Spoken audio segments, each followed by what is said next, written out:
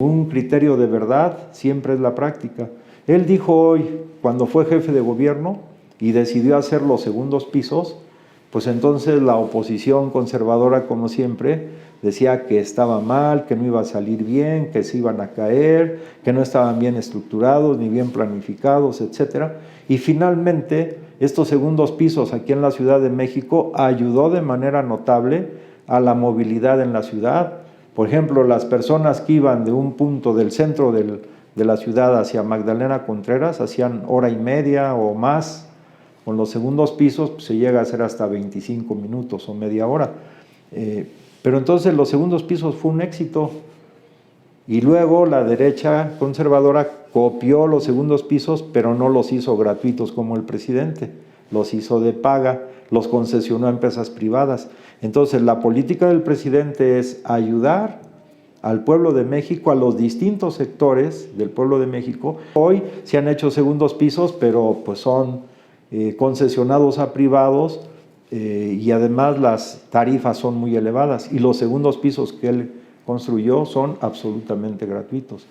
O también tal vez Ricardo Anaya quiso copiar lo que el presidente hace sistemáticamente, de ir a visitar los pueblos, los municipios, pero ese gusto le duró poco y más bien no era con un sentido profundo de ligarse con el pueblo de México, sino más bien era para la pose, para la foto, para el video en las redes, pero además le duró poco el gusto porque ahora pues anda huyendo del pueblo, del país, por la situación en la que él estuvo implicado. Y así podríamos decir en ejemplos donde lo que le critican al licenciado López Obrador, después estos grupos lo hacen, pero como no lo hacen en base a principios ni por amor al pueblo, sino por intereses económicos y por cuestiones de orden artificial, pues no les resulta.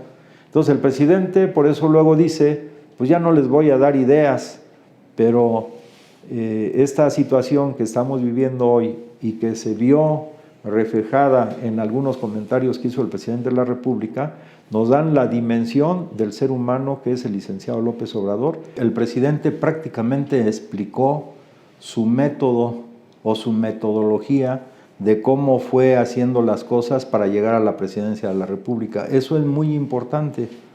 A pregunta de algunos reporteros sobre quién puede ir a la sucesión presidencial, el presidente tomó varias vertientes. Una de ellas fue precisamente platicar que después del fraude electoral del 2006, donde llegó Felipe Calderón, el espurio, a la presidencia de la República con el apoyo del INE y de las fuerzas económicas de la oligarquía nacional, pues el presidente, el hoy presidente de México, fue recorriendo pueblo por pueblo, casi es casa por casa, pero aquí es pueblo por pueblo. Ha recorrido todos los municipios del país. Es un trabajo arduo, tesonero, consistente, disciplinado, lo cual requiere mucha prestancia, mucha fuerza de voluntad, mucha dedicación, mucha disciplina. Y en ese entonces, como pensaban que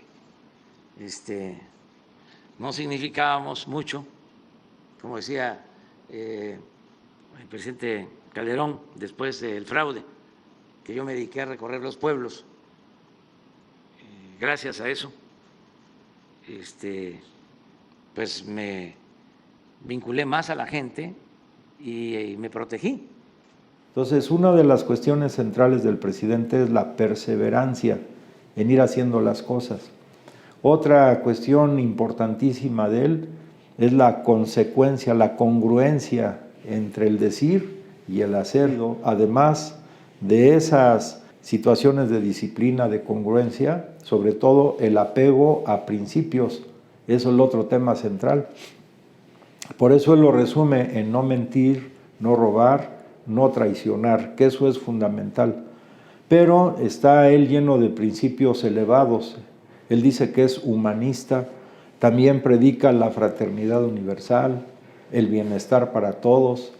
En su libro No decir adiós a la esperanza, él habla de que hay que gobernar también con 3 principios: honestidad, justicia y amor. Y detalla el amor, dice amor a la familia en primer lugar, amor al prójimo, amor a la patria, amor a la humanidad, amor a la naturaleza. O sea, es un pensamiento integral del presidente de México, tanto en las cuestiones de orden teórico como en las cuestiones de orden práctico. Y podemos ir viendo que son tres elementos centrales también en este proceso que él ha realizado para lograr este objetivo de llevar a México hacia la cuarta gran transformación. La organización, porque para visitar todos los municipios del país una o varias veces, pues se tiene que tener una capacidad organizativa muy importante. La otra es la concientización y la otra es la movilización. O sea que va de lo simple a lo complejo, de unos pocos a unos miles. De municipios donde iba él y había 2, 3, 4, 5, 6, 10, 20 personas, ahora hay centenares o miles de personas. Entonces es un proceso de una lucha larga, o sea, podríamos decir la larga lucha del presidente de México, repito, para lograr sentar las bases, iniciar y desarrollar la cuarta gran transformación. Él ha dicho en otros momentos que hay que tener también presencia, paciencia y prudencia, las tres letras P. Entonces, en la práctica el presidente es un pedagogo, es un educador del pueblo de México, de los dirigentes políticos y generador de nuevos cuadros políticos y sobre todo ideológicos.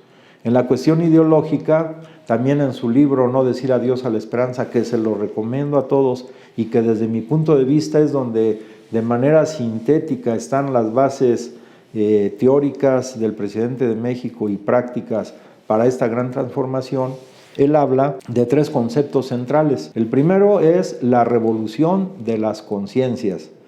No puede haber cuarta transformación si no hay revolución de las conciencias. Tal vez hasta podríamos decir evolución de las conciencias. O sea, evolucionar, pasar de la noche oscura del neoliberalismo, de esas posiciones individualistas, egoístas, racistas, clasistas, etcétera, a lo que él ha dicho es el humanismo, o sea, la fraternidad, el amor, la solidaridad, tal vez 20 puntos que vienen recopilados en la guía ética para la transformación. Entonces es principios. Entonces este concepto es central para la transformación de nuestra patria, revolución de las conciencias, una gran transformación de nuestras conciencias. Y como hemos dicho, ella tiene tres vertientes: la revolución ideológica, que él diario está en esa lucha ideológica; la otra vertiente es la revolución político-cultural, que ahora se reafirma con esta reforma que planteó él, que le llama reforma democrática, no solamente reforma electoral; y la otra, que es menos visible, pero que también está presente, pues es la revolución técnico-científica. Y el otro tema entonces es esta constitución moral que no se ha completado, porque él mismo lo ha dicho, lo más que se ha avanzado hasta el momento, aparte de la impresión de los 10,000 ejemplares de la cartilla moral de Alfonso Reyes, pues vino luego la impresión de 4,000 ejemplares de la guía ética para la transformación con 20 puntos, y luego eso se tiene todavía que enriquecer y complementar para lograr este objetivo de la constitución moral. Y el otro concepto del que él habla en este libro, No decir adiós a la esperanza, es el de la necesidad de crear una nueva corriente del pensamiento. O sea, son tres elementos: revolución de las conciencias, constitución moral y nueva corriente del pensamiento. Esta nueva corriente del pensamiento, pues el que está poniendo los ladrillos principales para su construcción, pues nada más y nada menos es el licenciado López Obrador. Además de los valores éticos, morales que ya N veces él mismo menciona y acabamos de mencionar, pues también es la práctica política que desarrolla, basada sobre todo en la honestidad, en el no desprecio a los demás, en valores más elevados, que para los grupos de la derecha conservadora pues seguramente se burlarán de estos valores porque no los entienden, no los comprenden y difícilmente los podrán practicar si no llevan a cabo ellos mismos una revolución de la conciencia. Entonces, esta nueva corriente del pensamiento se va forjando y va teniendo, desde mi punto de vista, trascendencia internacional, porque son elementos nuevos que está aportando en un periodo nuevo también que está viviendo la humanidad. La humanidad está viviendo ya el abandono, la crisis, el deterioro y el sepelio del modelo neoliberal, y está surgiendo una nueva forma de interrelación de los países a nivel internacional que, como lo dice el presidente, esta todavía no acaba de nacer y lo viejo no acaba de morir. Estamos en una lucha muy intensa, pero en esa lucha por construir una nueva relación entre los países del planeta basados en la independencia, en la paz del mundo, en la fraternidad, en el bienestar para todos, López Obrador está poniendo pequeños, tal vez no ladrillos, sino bloques grandes para la construcción de este nuevo entorno internacional. Pero eso entonces implica que este conjunto de ideas que el presidente va desarrollando y que luego va aplicando en programas muy concretos, pues está ayudando a crear esta nueva corriente del pensamiento. Y evidentemente, desde mi punto de vista, esta nueva corriente del pensamiento en México, pues es el obradorismo. Así como se llevó a cabo, digamos, el cardenismo, el zapatismo, el magonismo, ahora en esta etapa nueva de nuestra patria, en esta cuarta gran transformación, pues es el obradorismo. Pero aquí el ingrediente adicional es que está teniendo una trascendencia de orden internacional, primero en las relaciones con los Estados Unidos de Norteamérica, donde para algunos pareciera una contradicción la posición del presidente de que él está pugnando por la integración de América del Norte. Digo, pudiera parecer una contradicción porque es lo que siempre han querido también los norteamericanos. Pero la diferencia es que López Obrador lo plantea desde el punto de vista del respeto a la soberanía nacional, y los norteamericanos lo han planteado a través de los gobiernos títeres en México, corruptos y peleles, de la subordinación de estos gobiernos a los intereses de las grandes empresas norteamericanas. Aquí el presidente de México lo que observa y ha planteado N veces es una integración donde se respete la soberanía, y prueba de ello fue que en el Tratado Estados Unidos, México, Canadá, se rescató la soberanía energética para nuestro país, y no como el gobierno de Peña Nieto, entreguista, que ya había entregado ese sector energético a las condiciones que implantan las empresas transnacionales, sobre todo Estados Unidos y Canadá. Nosotros tenemos una gran confianza en el presidente porque los antecedentes de su acción en la práctica han mostrado que efectivamente hay congruencia con lo que dice y con lo que hace. Si te gustan los comentarios que damos aquí, esperamos tu opinión en el Facebook.